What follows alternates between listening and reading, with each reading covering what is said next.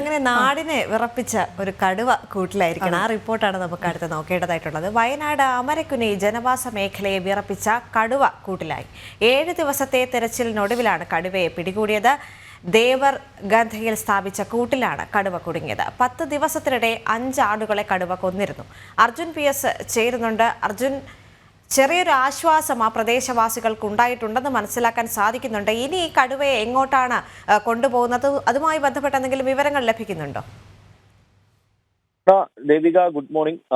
പറഞ്ഞ പോലെ തന്നെ വലിയ ആശ്വാസമാണ് ഇവിടെയുള്ള ജനങ്ങൾക്കുള്ളത്. ഇപ്പോഴാണ് ശരിക്കും ഒരു ഗുഡ് മോർണിംഗ് ആയത് ഇവിടെയുള്ളവർക്ക്. ഇത്രയും നാളും പേടി കൊണ്ട് രാവിലെ പുറത്തിറങ്ങാൻ സാധിക്കാത്ത ഒരു അവസ്ഥയായിരുന്നു. ഇന്നലെ രാത്രിയോട് കൂടിയാണ് ഇത്തരത്തിൽ ആ കടുവയെ പിടികൂടിയത്. ഈ കടുവയ്ക്ക് ചെറിയ പരിക്കുണ്ട്. 8 വയസ്സുള്ള ഒരു പെൺകടുവയാണ്. അതുകൊണ്ട് തന്നെ ഈ കടുവയെ ഈ ബത്തേരി കുപ്പാടിയിലെ പരിചരണ കേന്ദ്രമുണ്ട്, ആ പരിചരണ കേന്ദ്രത്തിലേക്ക് മാറ്റിയിട്ടുണ്ട്. ഇന്നലെ രാത്രി തന്നെയാണ് ഈ കടുവയെ പരിചരണ കേന്ദ്രത്തിലേക്ക് മാറ്റിയത്. ഇവിടെ നിന്നും ഇതിനെ വേണ്ട ട്രീറ്റ്മെന്റുകളൊക്കെ ചെയ്ത് കഴിഞ്ഞതിന് ശേഷമായിരിക്കും പിന്നീട് കടുവയെ എങ്ങോട്ട് മാറ്റുമെന്നുള്ള ഒരു തീർച്ചപ്പെടുത്തൽ ഉണ്ടാവുക. എന്തിനാ തന്നെയും കഴിഞ്ഞ ദിവസം ഇത്തരത്തിൽ കടുവ അകപ്പെട്ടു എന്ന് പറയുന്നതിൽ വലിയ ആശ്വാസം കൊള്ളുകയാണ് ജനങ്ങൾ. 10 ദിവസത്തോളമായി ഇത്തരത്തിൽ ഈ കടുവ ഈ പ്രദേശത്താകെ ഭീതി പടർത്തിക്കൊണ്ടിരിക്കുകയാണ്. 10 ദിവസത്തിനുള്ളിൽ ഒരു 5ഓളം വളർത്തുമൃഗങ്ങളെയാണ് അല്ലെങ്കിൽ ആടിനെയാണ് ഈ കടുവ പിടിച്ചത് എന്നുള്ളതാണ് ഏറെ വസ്തുത. അത് വലിയ രീതിയിൽ ചർച്ച ചെയ്യപ്പെടുകയും ജനങ്ങൾ വലിയ പ്രതിഷേധത്തിലേക്കൊക്കെ പോകുകയും ചെയ്തിരുന്നു. ഇതുവരെയും വനം വകുപ്പിന് ഈ ഒരു 9 ദിവസത്തോളം ഈ കടുവയെ പിടികൂടാൻ ആയിട്ടില്ല, മൈക്കൂടി വെക്കുവാനായിട്ടില്ല. അതിനുശേഷമാണ് ഇന്ന് കടുവ, കഴിഞ്ഞ ദിവസം നമ്മൾ ഇത്തരത്തിൽ ഈ കടുവ ഈ പ്രദേശത്ത് ഇറങ്ങിയത് CCTV ഇത്തരത്തിലൊരു ക്യാമറയിൽ പതിഞ്ഞ ഒരു ദൃശ്യം നമ്മൾ ജനങ്ങൾക്ക് വേണ്ടി കാണിച്ചിരുന്നു. ആ പ്രദേശത്തിന് തൊട്ടടുത്ത് തന്നെയാണ് ഈ കടുവയെ ഇപ്പോൾ പിടികൂടിയിട്ടുള്ളത്. അമരക്കുനി, ദേവർഗത, തുപ്ര, ഊട്ടിക്കവല ഇങ്ങനെയുള്ള നിരവധി മേഖലകളിലാണ് ഇത്രയും ദിവസം, ഏകദേശം 9 ദിവസത്തോളമായി 10 ദിവസത്തോളമായി ആ കടുവ ഇറങ്ങുന്നു, പല സ്ഥലങ്ങളിലെത്തുന്നു, 5ഓളം ആടുകളെ കൊല്ലുന്നു. അത്തരത്തിൽ വലിയ രീതിയിലുള്ള ഒരു ഭീതി ആ ജനങ്ങളിൽ ഉണ്ടാക്കുന്നു. തുടർന്ന് വനം വകുപ്പ് ഈ പ്രദേശത്ത് എത്തുകയും വലിയ രീതിയിലുള്ള ഒരു തെരച്ചിൽ നടത്തുകയൊക്കെ ചെയ്തിരുന്നു ആദ്യ ദിവസങ്ങളിൽ. എന്നാൽ ആ കടുവയെ കണ്ടെത്തുവാൻ സാധിച്ചില്ല. പിന്നീട് RRT ടീം അംഗങ്ങളടക്കം ഈ പ്രദേശത്തെത്തി, ഡോക്ടർ അരുൺ സക്കറി എത്തി. പിന്നീടും വലിയ രീതിയിലുള്ള ഒരു പരിശോധന നടന്നു. ഈ പരിശോധന നടക്കുമ്പോൾ, അതായത് ഇപ്പോൾ ഒരു സ്ഥലം അമരക്കുനിയിൽ ഇപ്പോൾ പരിശോധന നടത്തി അവിടെ ഒരു കൂട് വെച്ച് കഴിയുമ്പോൾ പിന്നീട് കടുവ ദേവർഗതയിലേക്ക് പോകുന്നു. അവിടെ വീണ്ടും ഒരു ആടിനെ കൊല്ലുന്നു. അവിടെ വനപാലകരെത്തി പരിശോധന നടത്തി കൂട് വെക്കുമ്പോൾ പിന്നീട് അവിടെ തൂപ്ര പ്രദേശത്ത് പോകുന്നു. അങ്ങനെ ഈ വനപാലകരെ വെട്ടിച്ചുകൊണ്ട് വനപാലകരെ ഒരു കൺകെട്ട് വിദ്യ പോലെ തന്നെ കടുവ മാറിക്കൊണ്ടിരിക്കുന്ന ഒരു കാഴ്ചയായിരുന്നു നമുക്ക് കാണുവാൻ സാധിച്ചത്. അതുകൊണ്ട് തന്നെ ജനങ്ങൾക്ക് വലിയ ഭീതിയും ജനങ്ങൾ വലിയ രീതിയിലുള്ള ഒരു പ്രതിഷേധത്തിന് മുതിരുകയും ചെയ്തിരുന്നു. പിന്നീടാണ് അരുൺ സക്കറിയുടെ നേതൃത്വത്തിലുള്ള അടക്കമുള്ള സംഘം പിന്നീട് മറ്റു വഴികൾ ആലോചിച്ചത്. അങ്ങനെയാണ് പിന്നീട് ഈ തെർമൽ ഡ്രോൺ പറത്തുക, അത്തരത്തിൽ കടുവയെ നിരീക്ഷിക്കുക, കണ്ടെത്തുക എന്നുള്ള ഒരു തീരുമാനത്തിലെത്തിയത്. തുടർന്ന് ഈ തെർമൽ ഡ്രോൺ പറത്തിയതിലൂടെ അല്ലെങ്കിൽ അത്തരത്തിൽ തെർമൽ ഡ്രോൺ ഉപയോഗിച്ചതിലൂടെ കടുവയുടെ സാന്നിധ്യം പല സ്ഥലത്തും കണ്ടിരുന്നെങ്കിലും പിന്നീടും കടുവയെ പിടികൂടാൻ സാധിച്ചില്ല. ഒരു 3-4 ദിവസം മുമ്പ് കടുവ ഒരു കൂടിനടുത്ത്, അതായത് ഇവർ കെണിവെച്ച കൂടിനകത്ത് അടുത്തെത്തുകയും പിന്നീട് കടുവ തിരിച്ചു പോവുകയും ചെയ്യുന്ന ഒരു സാഹചര്യം ഉണ്ടായി. മാത്രമല്ല മറ്റൊരു ദിവസം ഇത്തരത്തിലുള്ള ഒരു കാപ്പിത്തോട്ടത്തിനിടയ്ക്ക്, കൂടി നിൽക്കുന്ന കാപ്പിത്തോട്ടമാണ്, അതിനിടയ്ക്ക് കടുവയെ കണ്ടെങ്കിലും അവിടെ നിന്നും കടുവ വെടിവെക്കുവാൻ സാധിച്ചില്ല, മയക്കോടി വെക്കുവാൻ സാധിച്ചില്ല. അതായത് ഇത്തരത്തിൽ തിങ്ങി നിറഞ്ഞു കിടക്കുന്ന കാപ്പിത്തോട്ടം ആയതുകൊണ്ട് തന്നെ കടുവയെ വെടിവെക്കാൻ സാധിച്ചില്ല. ആ ഒരു കടുവ പിന്നീട് തുറസായ സ്ഥലത്തേക്ക് എത്തുവാൻ വേണ്ടി കാത്തിരിക്കുകയായിരുന്നു വനപാലകർ. എന്നാൽ കടുവ പിന്നീട് ഈ തുറസായ സ്ഥലത്തെത്തിയില്ല. തൊട്ടപ്പുറത്ത് തന്നെ കാടുള്ള പ്രദേശമാണ്, അങ്ങോട്ട് പോകുന്നു. പിന്നീടാണ് ഈ തുപ്ര മേഖലയിൽ ഇറങ്ങി ഈ തുപ്ര അങ്കണവാടിക്ക് സമീപം വീണ്ടും ഒരു ആടിനെ കടുവ കൊല്ലുന്ന ശേഷം അവിടെയുള്ള ഒരു വ്യക്തി, അവിടെയുള്ള ഒരു കർഷകൻ പിന്നീട് ഈ കടുവയെ കാണുകയും ചെയ്യുന്നു. പിന്നീട് ആ മേഖലയിൽ കൂടുതൽ പരിശോധന നടത്തിയെങ്കിലും കടുവയെ കണ്ടെത്താനായില്ല.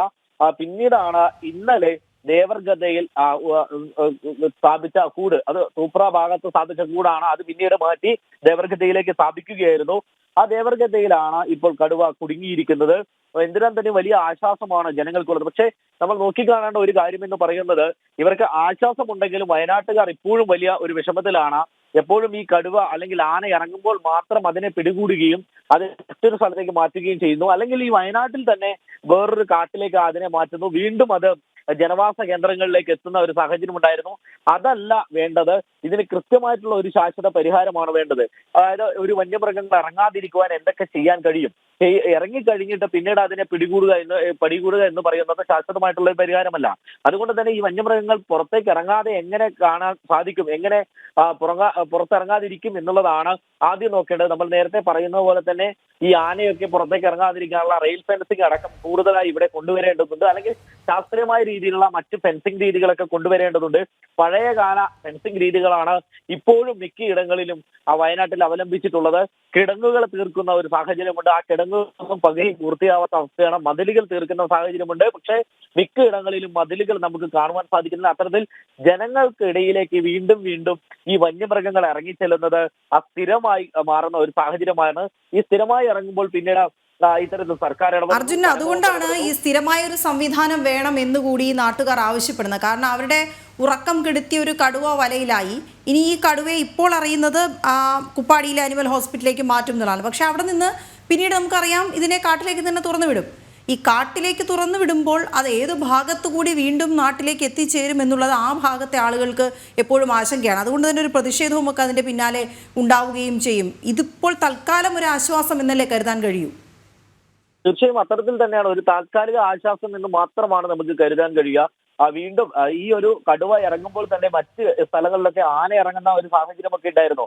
ആന ഇറങ്ങി പല സ്ഥലത്തും ഇറങ്ങുന്ന സാഹചര്യം ഉണ്ടായിരുന്നു. ഒരു കുട്ടി ആനയെ കഴിഞ്ഞ ഇതിനു മുൻപാണ്, ഒരാഴ്ച മുൻപാണ് തിരുനെല്ലി കാട്ടിക്കുളത്ത് നിന്നും പിടികൂടുന്നത്. അത് ആ ഒരു റിപ്പോർട്ടടക്കം, ആ ഒരു വാർത്തയടക്കം നമ്മൾ റിപ്പോർട്ട് ചെയ്തിരുന്നു. ഇങ്ങനെ നിരന്തരമായി ഈ വയനാട്ടിൽ വന്യമൃഗങ്ങൾ ഇറങ്ങുന്നത് സ്ഥിരമായിക്കൊണ്ടിരിക്കുകയാണ്. എല്ലാ ദിവസവും ഈ വന്യമൃഗം അല്ലെങ്കിൽ ആന, കടുവ എന്നിവ ഇറങ്ങുന്ന സ്ഥലങ്ങൾ ഇപ്പോഴും ഉണ്ട് വയനാട്ടിൽ. തിരുനെല്ലി ഭാഗത്തൊക്കെ ജനവാസ മേഖലകളിലേക്ക് മിക്ക ദിവസങ്ങളിലും ആന ഇറങ്ങുന്നത് പതിവാണ്. ബത്തേരി ഭാഗത്തടക്കം ഇത്തരത്തിൽ ആന ഇറങ്ങുന്നത് പതിവാണ്. അങ്ങനെ ഈ പുൽപ്പള്ളി, ഇപ്പോൾ ഈ കടുവയെ പിടിച്ച പുൽപ്പള്ളിയിലടക്കം ഇത്തരത്തിൽ വലിയ രീതിയിൽ വന്യജീവി സംഘർഷം നിരന്തരമായി ഉണ്ടാവുകയാണ്. മാത്രമല്ല കഴിഞ്ഞ വർഷമാണ് ഇത്തരത്തിലൊരു ആന ഈ പുൽപ്പള്ളി ഭാഗത്ത് ഒരാളെ കൊല്ലുകയും പിന്നീട് വലിയ രീതിയിലുള്ള ഒരു പ്രതിഷേധത്തിന് അവിടെ ഒരു കളമൊരുങ്ങുകയും ചെയ്തത്. നമുക്ക് അന്ന് നമ്മൾ വാർത്തയൊക്കെ നൽകിയതാണ്, ദൃശ്യങ്ങളിൽ കണ്ടതാണ്. ഈ നടുറോട്ടിൽ ആളുകൾ കുത്തിയിരുന്നു കൊണ്ട് വനപാലകരുടെ ജീപ്പൊക്കെ അടിച്ചു. അർജുൻ, തുടരുക. ഇപ്പോൾ south Wayanad DFO Ajith K Raman telephone ലൈനിൽ ചേരുന്നുണ്ട്. ശ്രീ അജിത് കെ രാമൻ, ഇപ്പോൾ താൽക്കാലിക ആശ്വാസമായിരിക്കുന്നു. എന്തായാലും അത് ആശ്വാസം തന്നെയാണ്. ഇപ്പോൾ ഈ കൂട്ടിലായ കടുവയെ എങ്ങോട്ടേക്ക് മാറ്റും എന്നുള്ളതാണ് ആശങ്ക. ആദ്യം ഹോസ്പിറ്റലിലേക്ക്, പക്ഷെ വീണ്ടും ഈ കാട്ടിലേക്ക് തുറന്നു വിടുന്നു എന്നാണ് മനസ്സിലാക്കുന്നത്. അപ്പോൾ ഏത് ഭാഗത്താണ് എന്നൊക്കെ ഉള്ളതും ആളുകൾ ആശങ്കയോടെ കാത്തിരിക്കുന്ന കാര്യമാണ്. ഇല്ല, ഇതില് പൂർണ്ണമായിട്ടുള്ള ആശ്വാസം തന്നെയാണ് എല്ലാവർക്കും ഉള്ളത്. കാരണം കഴിഞ്ഞ 9 ദിവസങ്ങളിലായിട്ട് തുടരുന്ന ഒരു ദൗത്യമാണ് ഇന്നലെ ഫലപ്രാപ്തിയിലെത്തിയത്. അപ്പൊ ഈ ഒരു കടുവ പ്രാഥമികമായിട്ട് തന്നെ അതിന് ഇടത് മുൻകാലുകളിൽ പരിക്ക് ഉള്ളതായിട്ടാണ് നമ്മൾ മനസ്സിലാക്കാൻ കഴിഞ്ഞത്. രാത്രി ആയതുകൊണ്ട് തന്നെ കൂടുതൽ പരിശോധനകൾ സാധ്യമായിരുന്നില്ല. അതുകൊണ്ട് തന്നെയാണ് ഇതിനെ കുപ്പാടിയിലുള്ള animal hospitals and palliative care യൂണിറ്റിലേക്ക് എത്രയും പെട്ടെന്ന് തന്നെ നീക്കിയത്. ഇന്ന് പരിശോധനകൾ പകൽ വെളിച്ചത്തിൽ ഡോക്ടർ അരുൺ സക്രിയൻ സംഘത്തിന്റെ നേതൃത്വത്തിൽ തുടരുന്നതാണ്. ഏതായാലും ഒരു തീരുമാനം വ്യക്തമാണ്. പരിക്കുള്ള മൃഗമാണെങ്കിൽ നമുക്കിതിനെ തിരിച്ച് അതിന്റെ ആവാസ വ്യവസ്ഥയിലേക്ക് റിലീസ് ചെയ്യാൻ കഴിയില്ല. അതിനെ സൂയിലേക്ക് മാറ്റുക എന്നുള്ളത് തന്നെയാണ് നമ്മുടെ മുന്നിലുള്ള വഴി. ഇതിപ്പോൾ ഈ ഇത്ര ദിവസം നാട്ടുകാരുടെ ഉറക്കം കെടുത്തി, ഒപ്പം നിങ്ങളുടെ ടീമിൻ്റെയും ഈ 7 ദിവസവും അഹോരാത്രമുള്ള തിരച്ചിൽ കൂടിയായിരുന്നു. എങ്ങനെയാണ് ആ ടീമുകളുടെ പ്രവർത്തനം ഉണ്ടായിരുന്നത്? അവരെ നമുക്ക് അഭിനന്ദിക്കാൻ കൂടി സമയം ഉപയോഗിക്കാം. തീർച്ചയായിട്ടും ടീം അംഗങ്ങളുടെ ഒരു ഏകോപനം തന്നെയാണ് ഇതിന്റെ ഒരു മുഖ്യ വിജയം എടുത്തു പറയാനുള്ളത്. എടുത്തു പറയേണ്ടത് ചെതലത്ത് റേഞ്ചിലെ ഇരളം ഫോറസ്റ്റ് സ്റ്റേഷൻ, അതുപോലെ തന്നെ Pulpally forest station, Vandikkadavu forest station, Sultan Bathery RRT, veterinary team, പ്രത്യേകിച്ച് doctor Arun Zachariah, doctor Ajesh Mohandas, doctor Ilyas, biologist Vishnu എന്നീ സംഘങ്ങൾ അടങ്ങിയ team, Bathery RRT, Mananthavady RRT, ഇവരുടെ എല്ലാവരുടെയും ഏകോപനം ഒന്നുകൊണ്ട് മാത്രമാണ് നമുക്ക് ഈ ഉദ്യമം വിജയത്തിലെത്തിക്കാൻ കഴിഞ്ഞത്. അതേസമയം ഈ ഭാഗത്ത് ഈ ആശങ്ക ഇങ്ങനെ തുടരുന്നുണ്ടോ ശ്രീ അജിത് കെ രാമൻ? കാരണം ഈ കടുവ ഇങ്ങനെ നാട്ടിലേക്ക് ഇറങ്ങുന്നത് അത് സ്ഥിരമാണ്, ആടുകളെ അവരുടെ ജീവനോപാധി കൂടിയാണ് നഷ്ടപ്പെടുന്ന നാട്ടുകാരുടെ. അപ്പോൾ അതിനൊരു ശാശ്വതമായ പരിഹാരം എന്ന രീതിയിൽ നിരീക്ഷണ സംവിധാനമോ അവിടെയുള്ള സംവിധാനങ്ങളോ എങ്ങനെയായിരിക്കും ഒരുക്കുക? അല്ല, ഈ ഒരു കാലം നമ്മൾ തീർച്ചയായിട്ടും ജനുവരി ഫെബ്രുവരി മാസങ്ങളിൽ ഈ പരിക്ക് പറ്റിയതും അതുപോലെ തന്നെ ടെറിട്ടറി നഷ്ടപ്പെട്ടതുമായിട്ടുള്ള കടുവകൾ സാധാരണയായി ഇറങ്ങാറുള്ള സമയമാണ്. ഇത്തരം പ്രദേശങ്ങളിൽ എത്രയും പെട്ടെന്ന് തന്നെ വനം വകുപ്പ് ഇടപെടുകയും അത്തരം കടുവകളെ പിടികൂടി ജനവാസ കേന്ദ്രത്തിൽ നിന്നും മാറ്റുന്ന നടപടി മുൻപിനാലെ എടുത്തിട്ടുള്ളത് പോലെ തന്നെ ഇനിയും തുടരുക തന്നെ ചെയ്യും. ഓക്കെ, വളരെ നന്ദി ശ്രീ അജിത് കെ രാമൻ പ്രതികരിച്ചതിന്. അദ്ദേഹം പറഞ്ഞതനുസരിച്ചാണ് എങ്കിൽ ഇത് പരിക്ക് പറ്റിയ കടുവയായതുകൊണ്ട് ഇനിയിപ്പോൾ ആദ്യം ഹോസ്പിറ്റലിലേക്ക് മാറ്റുക, പിന്നീട് സൂവിലേക്ക് മാറ്റുക എന്നുള്ളൊരു ഓപ്ഷൻ മാത്രമേ ഉള്ളൂ. കാരണം ഇതിനെ തിരിച്ച് കാട്ടിലേക്ക് വിട്ടാൽ ചിലപ്പോൾ സർവൈവ് ചെയ്യാനുള്ള സാധ്യത കുറവായതുകൊണ്ട്. ഏതായാലും അതും ഒരു ആശ്വാസ വാർത്ത തന്നെയാണല്ലേ? അതെ.